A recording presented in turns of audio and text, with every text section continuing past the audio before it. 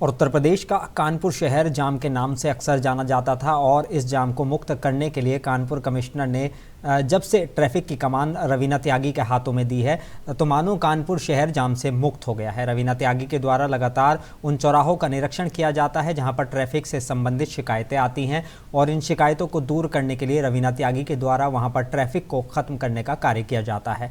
वहीं आज मुंसिफ टीवी के संवाददाता फरमान ने जरीब चौकी चौराहे पर जाकर वहाँ का रियलिटी चेक किया तो बातें बिल्कुल सही दिखी। जरीब चौकी चौराहे पर जाम से लोग परेशान हुआ करते थे, लेकिन रवीना त्यागी के द्वारा वहां पर लगने वाला जाम भी अब खत्म होने लगा है।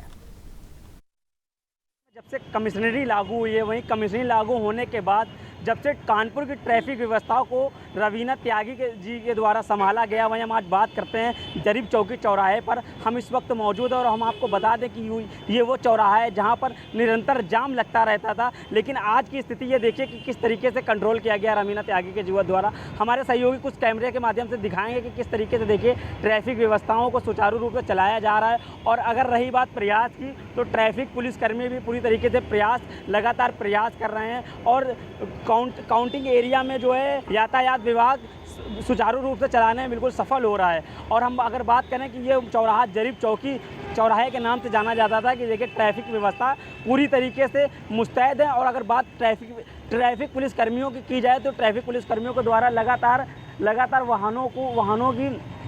वाहनों को सही रास्ते से चलवाया जा रहा है और लगातार कड़ी धूप में मशक्कत कराई जा रही है। हमारे सहयोगी कुछ तस्वीरें दिखाएंगे किस तरीके से कानपुर के ट्रैफिक पुलिसकर्मी जो कि पूरी तरीके से कड़ी धूप में भी मेहनत करते दिखाई दे रहे हैं। इस वक्त मुंसिफ टीवी ने ग्राउंड जीरो की रिपोर्ट में जरीब चौकी की ग्राउंड जीरो रिपोर्ट आपको दे रही है।